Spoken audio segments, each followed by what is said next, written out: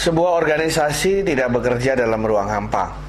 Artinya adalah organisasi memiliki hubungan dengan keadaan sekitarnya.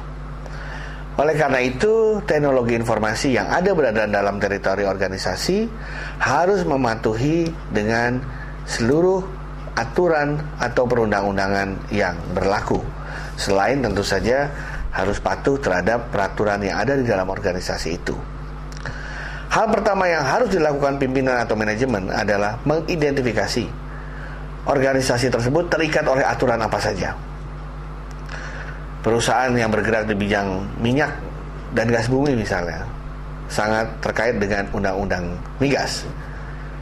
Atau mereka yang memiliki bisnis transaksi elektronik seperti bursa atau perbanas yang merupakan lembaga atau asosiasi dari bank-bank nasional harus tahu atau paham atau mensosialisasikan kepada anggotanya bank-bank bahwa ada undang-undang informasi dan transaksi elektronik yang berlaku di tanah air ini.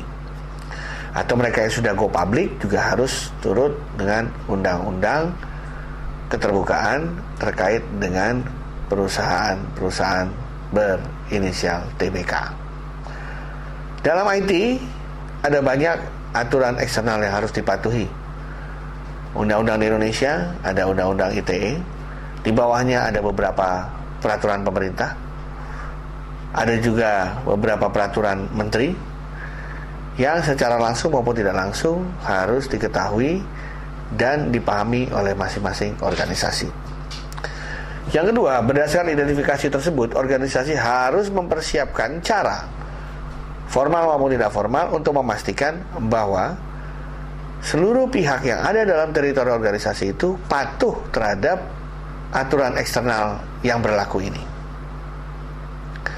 Patuh dalam arti kata tidak boleh ada tindakan atau tidak boleh ada proses yang bertentangan dengan undang-undang atau hukum yang berlaku.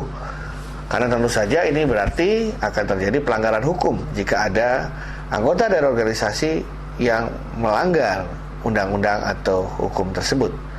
Bisa menjadi kasus pidana atau perdata.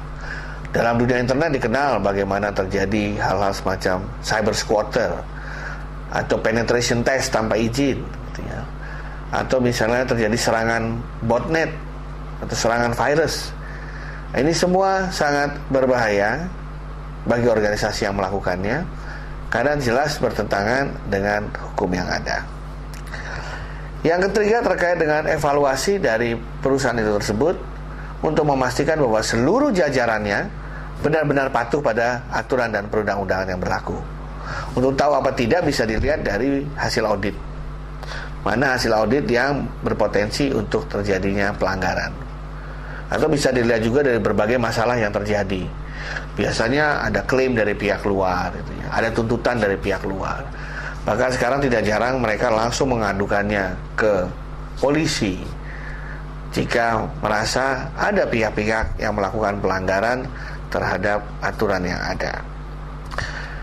Yang keempat adalah adanya jaminan kepastian bahwa perusahaan itu benar-benar comply dengan yang di luar. Dan disinilah perlunya kadang-kadang perusahaan mengikuti suatu standar tertentu, standar pengamanan tertentu yang secara berkala diaudit. Jadi kalau nanti ada yang tanya apakah benar saya positif sesuai atau selaras dengan undang-undang atau tidak, maka bisa dilihat, silakan lihat hasil dari audit. Kalau lulus dari audit tidak ada temuan major, artinya kami atau saya atau organisasi benar-benar melakukan hal yang baik atau mengikuti aturan. Tapi kalau dari hasil audit terjadi atau hasil surveillance terjadi hal-hal yang dinilai adanya pelanggaran terhadap peraturan dan undang-undangan yang berlaku, tentu saja ini akan menjadi suatu lampu merah bagi perusahaan. Last but not least adalah reporting. Hasil dari pengamatan, hasil dari audit terkait dengan apakah perusahaan atau organisasi patuh terhadap peraturan dan perundang-undangan yang berlaku, haruslah dilaporkan kepada pimpinan, kepada pengawas, kepada pengurus atau kepada pemilik perusahaan agar segera dilakukan berbagai perbaikan yang perlu dilakukan agar tidak membahayakan perusahaan atau organisasi yang ada. Terima kasih.